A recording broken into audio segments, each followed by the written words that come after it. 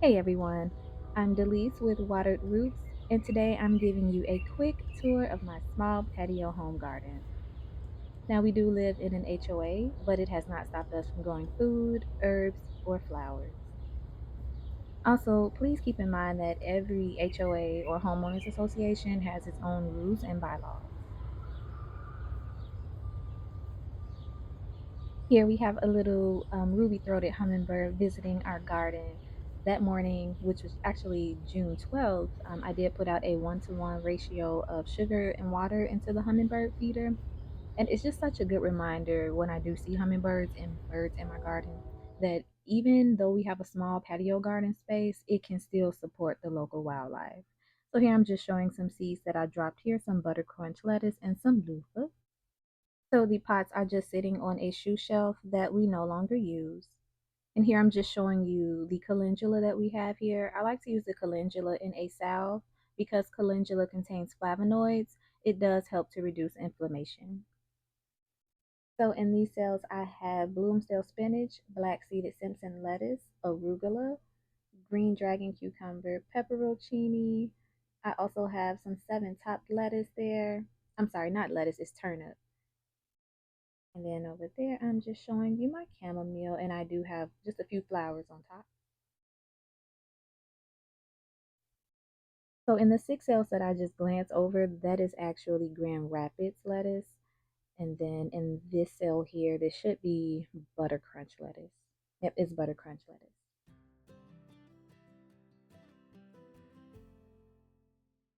Now here I do have three Black Beauty pepper plants that are just in the cement blocks there. And then those are marigolds in that container. And then here is volunteer wormwood.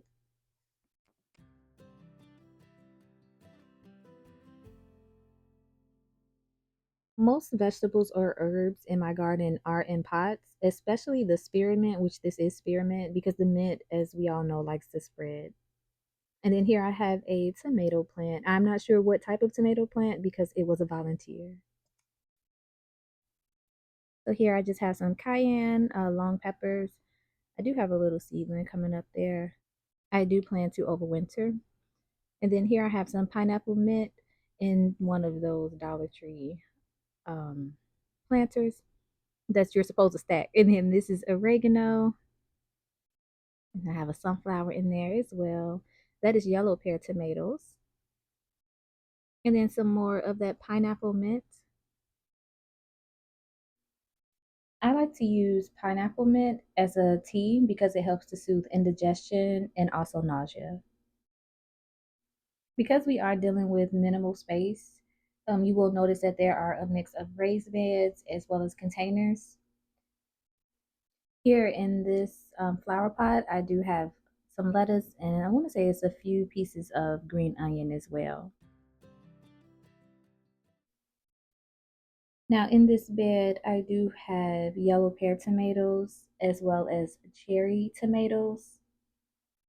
I also have a strawberry. I know it's a lot in this bed, but we have a small space, so I have to kind of cram what I can. But those are the collards, and we are getting ready to harvest them in about a week or two because it is getting warm. The area that I garden in, I am starting to see a lot more cabbage moths. So when that happens, I know that they are getting ready to lay their eggs and all that good stuff. So like I said, about a week or two, and then we'll go ahead and harvest it. Here we're looking at a goji berry, and then this is some hummingbird seed mix from Dollar Tree. So in these red pots, you'll see some green onion, and then there's some celery. These are just some scraps that I saved from what I purchased from the grocery store. So we're just regrowing them. And this here is a Carolina Reaper pepper that I purchased from a local farmer's market.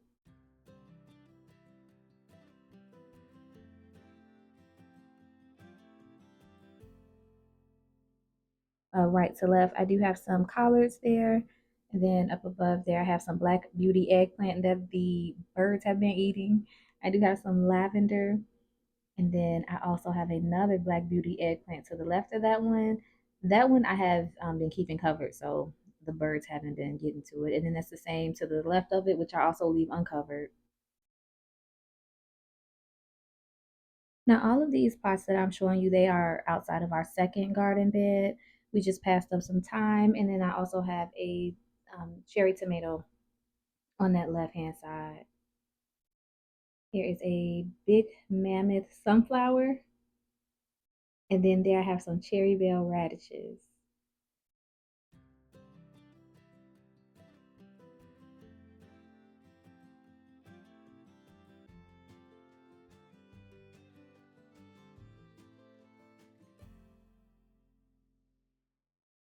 Now, on the very end of garden bed number two, I do have some sugar snap peas that I need to trellis.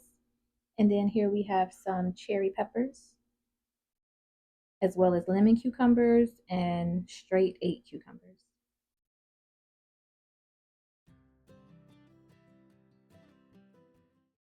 So here's the other end of garden bed number two, and you will see that we have some strawberries here. They are also flowering. We also have to make sure that we cover everything with bird netting because we do feed the birds, so we have a lot of activity in our yard. And then directly behind there, we have some black beauty squash that I plan to plant alongside of the house. There's also a tomato plant there and a pepper plant. This is our lemon balm plant, and I'll put pictures here of how it looks 2 weeks ago. So just in 2 weeks, it has exploded. And then it's also a mint. Now, lemon balm is known for its calming effects, so I like to use them in creams, capsules, and teas. Up here, I have two green onion plants as well as one aloe vera. And then there's some more lemon balm as well as sunflower in the back. This is my oregano. This is our fig tree that we have recently planted in the ground. Now on this lattice, we have just used a soldering iron and just put a few holes at the bottom of those pots and stuck them up there with zip ties. And in this green pot, that is cantaloupe. And then here we have some blue kale. And to the back of that, that is a scotch bonnet pepper.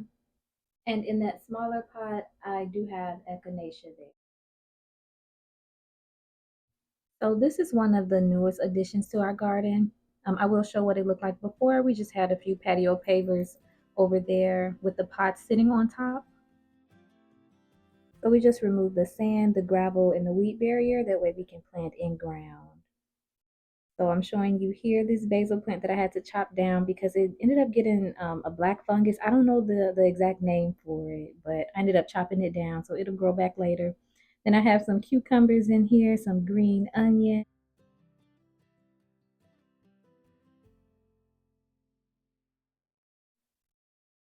Here we have some mustard greens that I have that I've just covered with one of those wired baskets from Dollar Tree just to prevent the birds and the deers from harvesting before we do. Here we have some purple sage and some stevia, as well as a marigold down there, a cucumber, and a milkweed, two milkweed plants there. And in the back, we have some dill and some cucumber, straight eights in the back. So just to close it up, I just take a gardening clip and clamp one side to the other. So on the outside of there, I'll have these two cayenne pepper plants that I purchased from the store. And one thing that I have always heard and I have always made it a habit of is to check the undersides of the leaves for like insects or pests. And then you can clearly see at the underside of these leaves that they're some type of aphid egg, some type of white flies. I don't know what it is, but we are going to get rid of those leaves and treat it with some neem oil. And then I did put it off to the side by itself. That way it doesn't affect the rest of the garden. So we see it came back nicely there. And those are some more cayenne pepper plants, some aloe, and two green onions.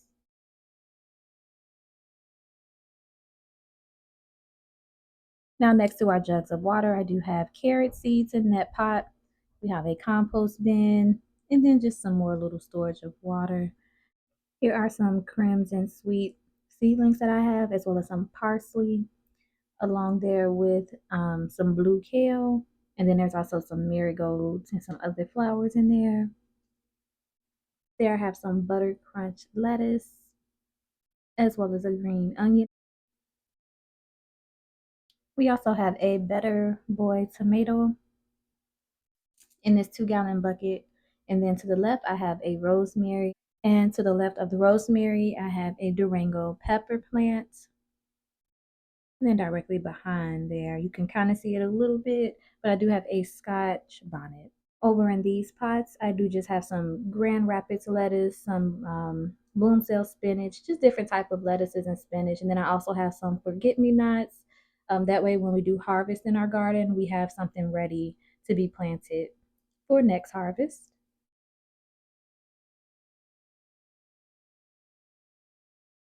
In the green Dollar Tree stackable pots, those are both Bloomsdale spinach. All right, in these trays here, I did plant several Swiss chard. I have the mixed colors as well as the green. I also have tomatillos as well as kohlrabi. And last but not least, we have blue kale. Thank you so much for spending a little time with me in my garden today. I'm doing my best to grow my own food, to craft with intention, and to nourish my body and my mind. Thank you again, and I will see you next time.